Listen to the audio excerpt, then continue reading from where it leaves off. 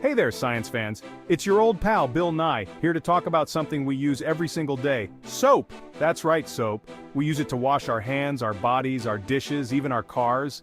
But how often do we stop and think about what soap is and how it's made? Soap is essential for hygiene and health. It helps us get rid of dirt, germs, and bacteria that can make us sick. Without soap, our world would be a much smellier and less healthy place.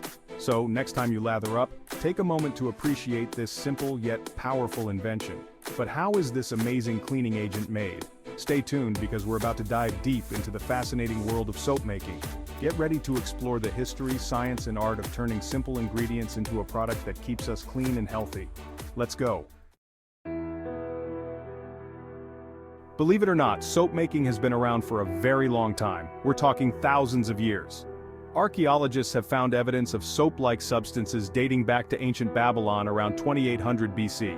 These early soaps were likely made by mixing ashes with animal fats, creating a crude but effective cleaning agent. The ancient Egyptians were also soap enthusiasts. They used a combination of animal and plant oils mixed with alkaline salts to create their soap. Soap wasn't just for cleaning back then either. Egyptians used it for treating skin conditions and even for styling their hair. Fast forward to the Roman Empire and soap making had become more sophisticated. The Romans built public bathhouses where people could enjoy a good soak and scrub. While soap wasn't as commonly used for personal hygiene as it is today, it was still an important part of Roman life.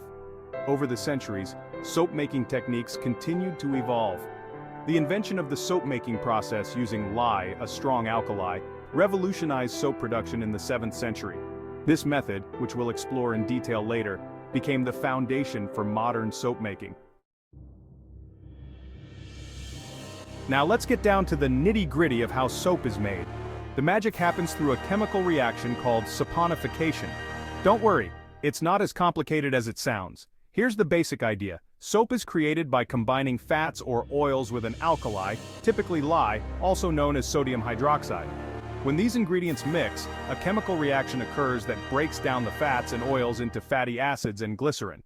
The fatty acids then react with the lye to form soap. Think of it like this. Fats and oils are like long chains. Lye acts like a pair of scissors, snipping those chains into smaller pieces. These smaller pieces are the fatty acids, which then link up with the lye to create soap molecules. These soap molecules have a unique structure. One end is attracted to water, which we call hydrophilic, while the other end is attracted to grease and dirt, known as hydrophobic. This dual nature is what makes soap such an effective cleaner.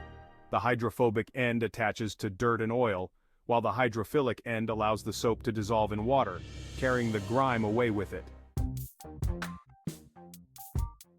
Section 4. Crafting your own clean, a step-by-step guide to soap making. Ready to try your hand at making your own soap? It's a fun and rewarding process that allows you to customize your creations with scents, colors, and beneficial additives. Here's a simplified guide to get you started. Safety goggles and gloves. Lye is caustic. A digital scale, heat-resistant containers like stainless steel or glass, a stick blender, a thermometer, soap molds, lye, sodium hydroxide, water, and oils or fats such as coconut oil, olive oil, or shea butter. Optional essential oils, colorants, and exfoliants. Always add lye to water, not the other way around. This helps prevent dangerous splashes. Slowly pour the lye into the water, stirring constantly until it dissolves. The mixture will heat up rapidly. Set the lye solution aside to cool. Combine your chosen oils and fats in a heat-resistant container. Gently heat the mixture until melted and blended. Carefully pour the cooled lye solution into the melted oils, stirring constantly. Use a stick blender to blend the mixture until it reaches a trace, a pudding-like consistency. Once you've reached trace, you can add essential oils, colorants, or exfoliants. Pour the soap mixture into your molds. Cover the molds and let the soap cure for 4 to 6 weeks. During this time, the saponification process completes, and the soap hardens. Once cured, unmold your soap and enjoy your handmade creations. Section 5. A world of soap exploring different types and methods.